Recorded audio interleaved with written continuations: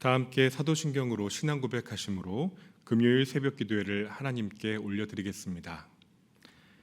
나는 전능하신 아버지 하나님, 천지의 창조주를 믿습니다. 나는 그의 유일하신 아들, 우리 주 예수 그리스도를 믿습니다.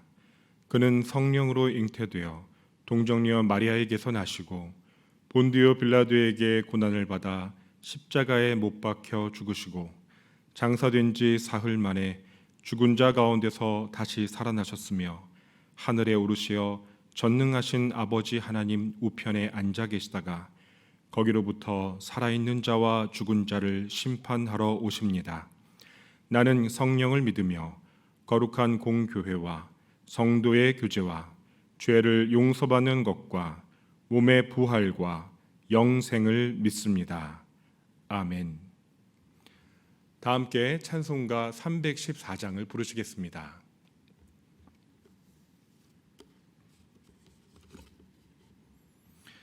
내 구주 예수를 더욱 사랑 엎드려 비는 말 들으소서.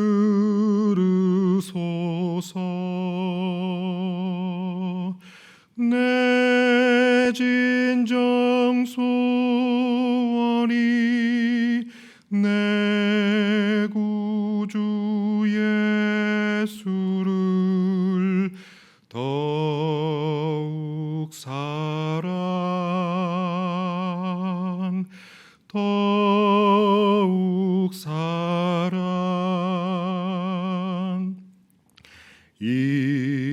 이전엔 세상 낙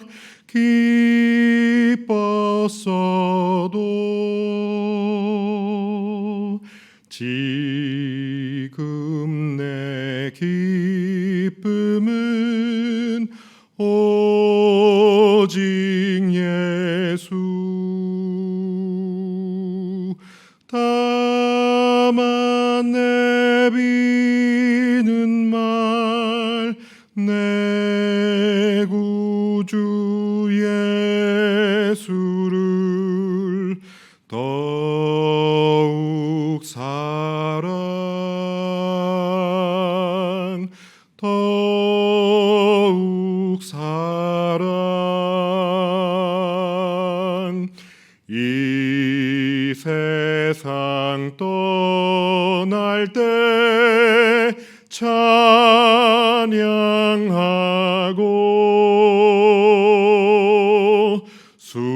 숨질 때 하는 말 이것일세.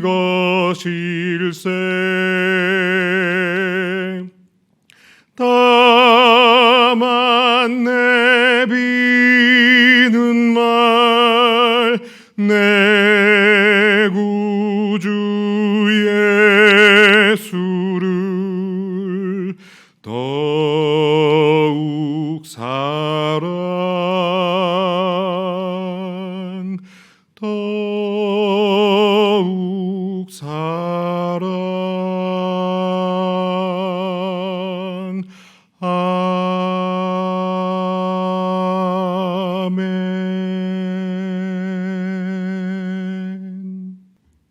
오늘 우리에게 주시는 하나님 말씀은 사사기 2장 1절부터 10절까지의 말씀입니다.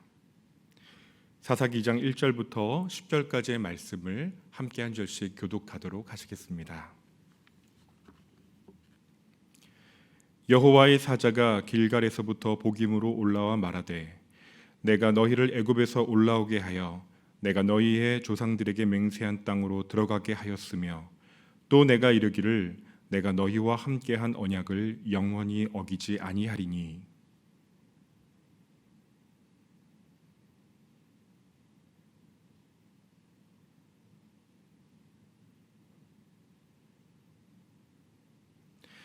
그러므로 내가 또 말하기를 내가 그들을 너희 앞에서 쫓아내지 아니하리니 그들이 너희 옆구리에 가시가 될 것이며 그들의 신들이 너희에게 올무가 되리라 하였노라.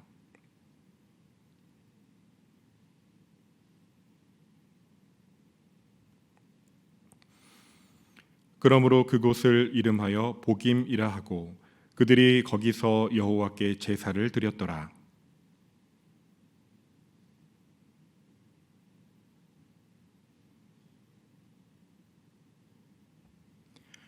백성이 여호수아가 사는 날 동안과 여호수아 뒤에 생존한 장로들 곧 여호와께서 이스라엘을 위하여 행하신 모든 큰 일을 본 자들이 사는 날 동안에 여호와를 섬겼더라.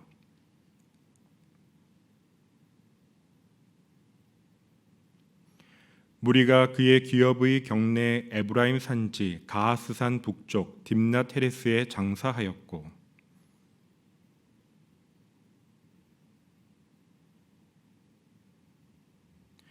여호와께서 이스라엘을 위하여 행하신 일도 알지 못하였더라. 아멘. 평소 제게 소중한 조언을 아끼지 아니하시는 한 어른께서 어려운 수술을 받으셨다는 소식을 들었습니다. 한참을 고민하고 여러 생각들을 밀어내느라 쉽사리 연락을 드리기가 어려웠습니다. 그분의 삶의 걸음 속에서 경험한 수많은 고난의 순간들이 떠올랐고 이것들을 하나씩 다 풀어내기가 어려운 뭉쳐져 있는 삶의 상흔들이 떠올랐기 때문입니다. 언어로 다가가기 어려운 그 심연의 고통과 고뇌, 당혹스러움을 어떻게 표현하고 또 다가가야 할지 위로해야 할지 잘 길을 찾지 못하고 서성이고 있었습니다.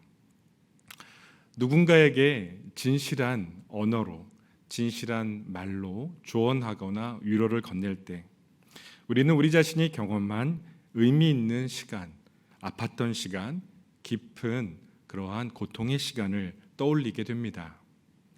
그러지 말았어야지 하는 후회와 회한이 밀려온 그 시간들을 반추하면서 너는 나와 똑같은 실수를, 똑같은 실패를 경험하지 않기를 바라는 그 마음, 지금 경험하는 어려움을 무사히 잘 통과해내고 인생의 새로운 전기를 맞이했으면 하는 바람이 그 안에 담겨 있죠. 오늘 본문을 읽고서 가만히 조금 멀리 서서 이렇게 조망을 해보면 두 개의 단어가 주제가 떠오릅니다. 그 단어는 보김이라는 지명이고 또 여호수아라는 우리가 잘 알고 있는 이름입니다. 전반부에서는 보김이라는 지명이 생겨난 이야기를 전하고 있고요. 또 후반부에서는 여호수아의 죽음을 기점으로 그 시절 사람들의 신앙의 모습을 우리에게 전해줍니다. 보김이라는 지명의 뜻은 우는 자들이라는 뜻을 가지고 있습니다. 왜 이스라엘 백성이 울게 되었습니까?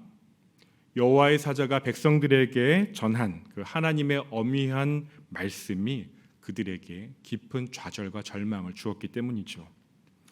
하나님께서는 자신과 맺은 약속을 잊어버리고 그 약속을, 그 언약을 깨뜨려 버린 이스라엘 백성들의 책임을 엄중히 국문하고 계십니다.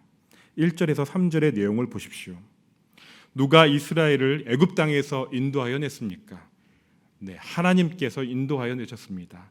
하나님께서 친히 그 종되었던 노예살이를 하던 그 비참한 삶의 자리에서 이스라엘 백성들을 이끌어 내셨고 가나안 땅, 약속의 땅으로 인도해 내셨습니다. 하나님께서는 자신의 약속을 분명히 철저히 신실하게 이행하셨습니다. 하나님께서는 자신이 맺은 언약을 영원히 지키시겠다고 하셨고 그렇게 준행하고 계셨습니다. 민수기에 보면 하나님은 시건하지 아니하신다고 말씀하셨습니다. 하나님은 자신의 약속을 변개하신 적이 없었습니다. 그런데 누가 언약을 깨뜨려 버렸습니까? 이스라엘이 그 계약을, 하나님과 맺은 약속을 와장창 깨뜨려 버리고 말았습니다. 약속의 중심 내용이었던 바 가나안 주민들과 언약을 맺지 말고 그들의 우상 숭배의 그 제단을 헐어버리라고 하신 말씀을 청종하지 않았습니다. 그래서 하나님께서는 이 언약이 깨졌기 때문에 더 이상 이들을 보호하지 않으시겠다고 말씀하고 계시는 것입니다. 이스라엘에게서 가나안 족속들을 쫓아내지 않으시겠다고 하시고, 그들이 이스라엘 족속의 옆구리에 가시처럼 찌르는, 괴롭히는 도구가 될 것이라고, 그들의 신들이 이스라엘을 얽어매는 올무가 될 것이라고 엄미하게 심판을 명령하시는 겁니다. 히브리서의 말씀들이 생각이 납니다. 살아계신 하나님의 손에 빠져 들어가는 것이 무서울진저. 히브리서 10장 31절의 말씀입니다. 우리는 흔히 하나님을 만우리 여기고 경홀히 여길 때가 있습니다. 그러나 성경은 분명히 말씀하십니다. 사람의 손에 의해서 고통받고 고난받는 것보다 하나님의 심판이 훨씬 더 엄위하고 무섭다는 것을 잊지 말라고 말입니다. 또한 같은 히브리서 12장 25절에서는 이렇게 기록되어 있습니다. 너희는 삼가 말씀하신 이를 거역하지 말라. 땅에서 견고하신 이를 거역한 그들이 피하지 못하였거든 하물며 하늘로부터 견고하신 이를 배반하는 우리일까 보냐. 이어지는 29절에는 이렇게 기록되어 있습니다. 우리 하나님은 소멸하는 불이심이라. 성도 여러분, 기억해야 합니다. 하나님은 크고 두려우신 분이십니다. 무섭고 기괴한 대상이라는 말이 아니라 마땅히 경외해야 할 전능하신 창조주, 위대하신 구원자라는 것을 잊지 말아야 한다는 뜻입니다. 하나님의 자비와 긍휼, 온유와 겸손의 모습만 강조하는 것은 하나님을 올바로 아는 것이 아닙니다. 분명히 하나님께서는 박해와 환난의 현실, 극심한 고난 중에 있는 자기 백성을 여전히 사랑하시고 보호하십니다. 그러나 싸매어 주시고 고쳐 주시고 회복시켜 주시길 원하는 그 본심에도 불구하고 무책임한 행동을 반복하고 하나님을 경외하지 않고 사랑하지 않고 만홀히 여기는 것을 그냥 오냐오냐 방치하지 않으십니다. 그것은 진정한 사랑도 아니지요. 오히려 무책임한 방임이죠.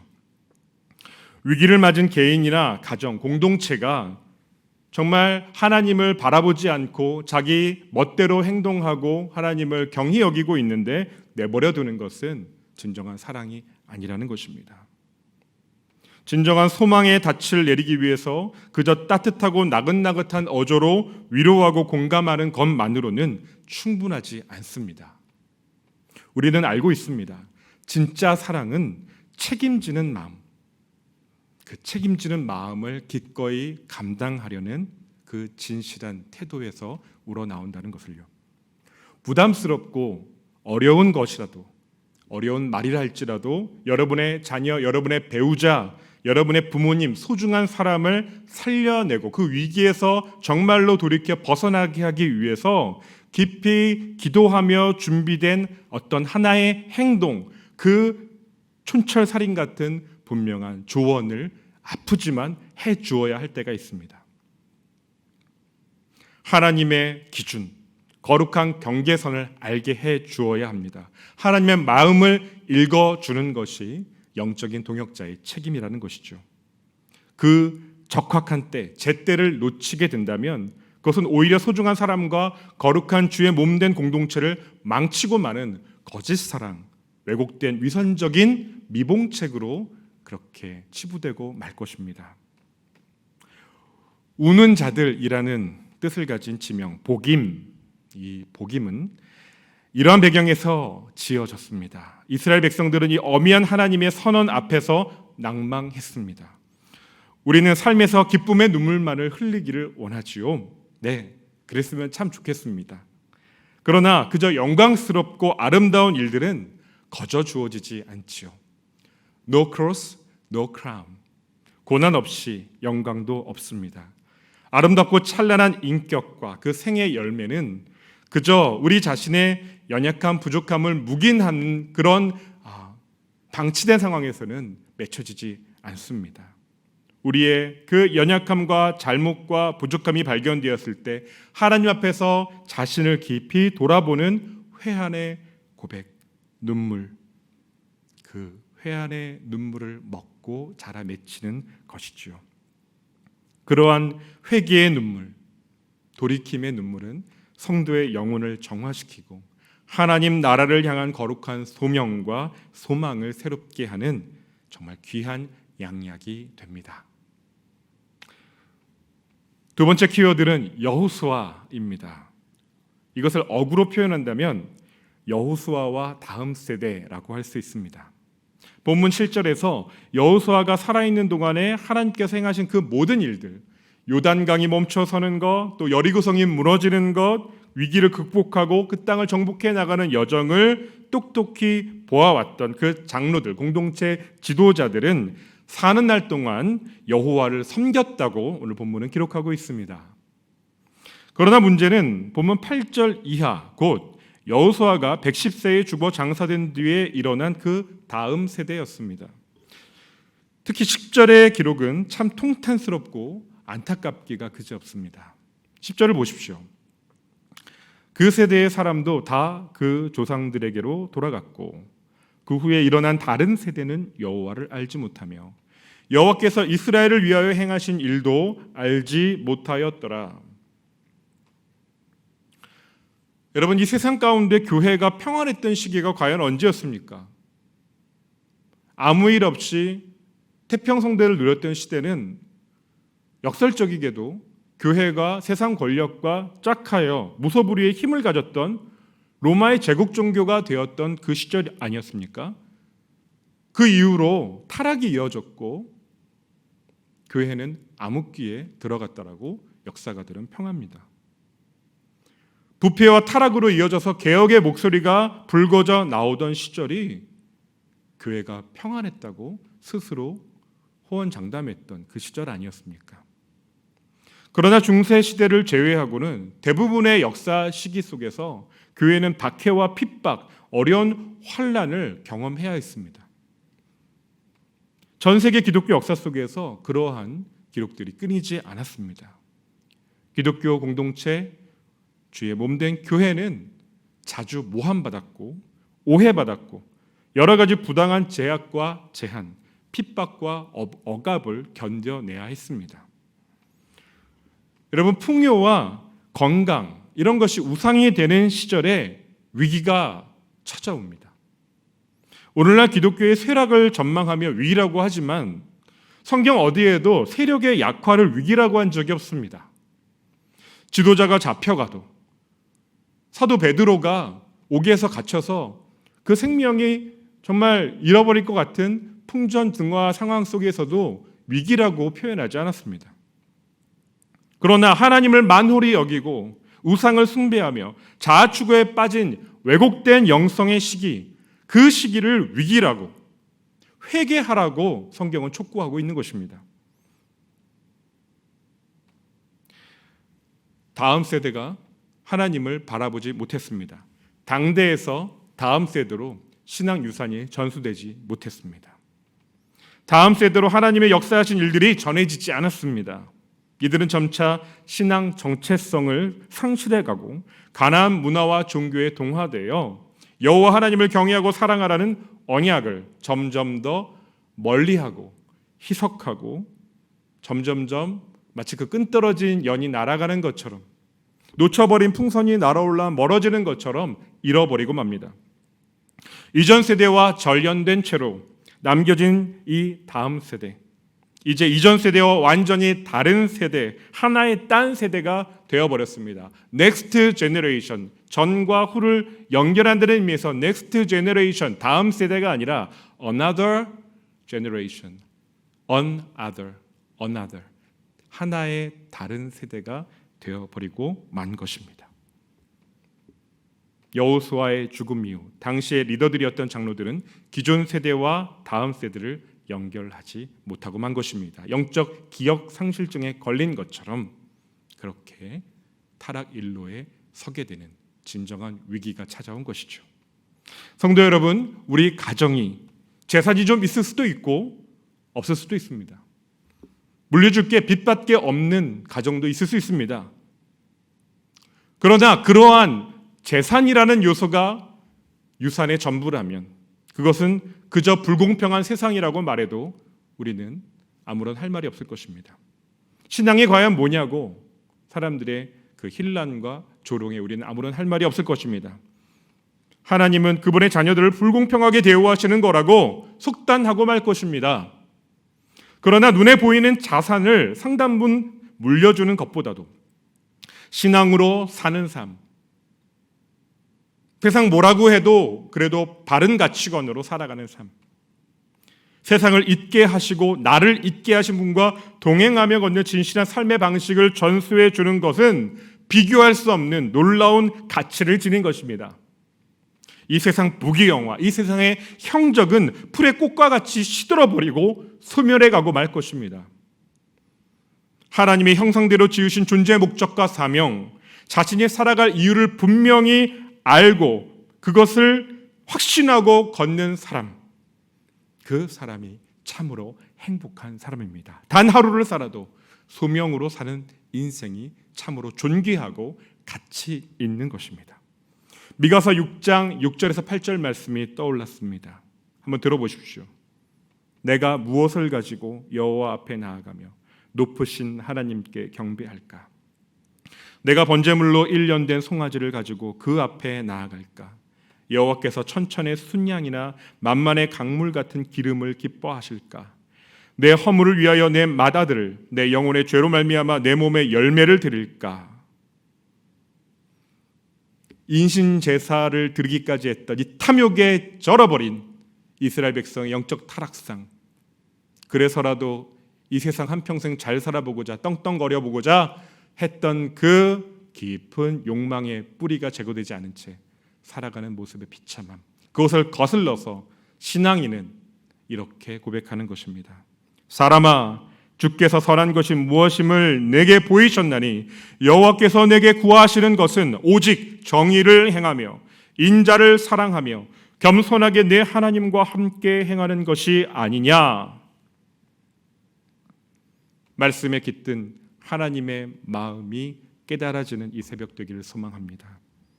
이 말씀을 붙들고 간절한 마음으로 견고한 중심으로 우리의 자녀들, 우리의 다음 세대를 품고 기도합시다. 나 자신의 부끄러운 모습 있는 그대로 인정하십시오. 돌이키십시오. 회개하십시오. 회 안에 눈물을 주실 때 소리내어 우십시오. 여러분의 영적 복임을 발견하십시오. 진실한 회개에서 진정한 회복이 시작됩니다. 하나님 앞에서 흘린 회개의 눈물이 우리 자녀들, 우리의 다음 세대의 심령에 뿌려지는 생명의 단비가 되어 소망의 싹을 틔울 것입니다. 함께 기도하시겠습니다. 하나님 아버지, 우는 자들이 머물렀던 복임, 비탄과 절망의 자리에서 일어나 진정한 회개와 돌이킴의 길에 섭니다. 하나님을 만홀히 여기고 경외하지 않으며 타협하였던 지난 시간들을 고백하며 무릎을 꿇고 드리는 눈물의 기도에 응답하여 주옵소서. 깊은 탄식과 한숨이 변하여 소망의 노래가 되게 하시고 우리를 향한 주님의 생각이 재앙이 아니라 평안이며 미래와 소망을 주시기 위한 것임을 깨닫고 회복의 문을 열어 젖히는 믿음을 새롭게 부어 주시옵소서. 이 시간 자녀들을 위해 드리는 간절한 기도에 주께서 응답하시고 주의 성령께서 이 시간 친히 도우시고 인도하여 주시옵소서. 우리 주님 예수 그리스도의 이름으로 간절히 기도드리옵나이다. 아멘. 하늘에 계신 우리 아버지, 아버지의 이름을 거룩하게 하시며 아버지의 나라가 오게 하시며 아버지의 뜻이 하늘에서와 같이 땅에서도 이루어지게 하소서. 오늘 우리에게 일용할 양식을 주시고 우리가 우리에게 잘못한 사람을 용서하여 준 것 같이 우리 죄를 용서하여 주시고 우리를 시험에 빠지지 않게 하시고 악에서 구하소서. 나라와 권능과 영광이 영원히 아버지의 것입니다. 아멘. 오늘 우리에게 주신 말씀을 기억하며 여러분의 영적인 복임이 발견되고 깊은 회개와 회복이 경험되길 소망합니다. 간절히 기도해 주시고 오늘은 금요일입니다. 사역자들을 위해서 기도해 주시기 바랍니다. 성령 충만한 지도자들 되게 해달라고 기도해 주십시오. 영적 부흥이 일어나도록 기도해 주십시오. 이 땅의 봉사자들 말없이 봉사하는 이들에게 하늘의 능력과 은혜와 복을 함께해 주시고 이 땅에 많은 자원봉사자들이 늘어나서 서로 돕는 사회가 되도록 기득권자 지식인들의 이웃을 생각하며 베푸는 삶 살도록 기도해 주시기 바랍니다. 또 마지막으로 우리 질병으로 고생하며 신음하는 교우들, 간병하는 가족들 긍휼히 여겨주시고 지치지 아니하도록 새 힘을 이 새벽 부어달라고 치료와 회복의 은혜를 부어주시도록 함께 간절한 마음으로 기도하겠습니다.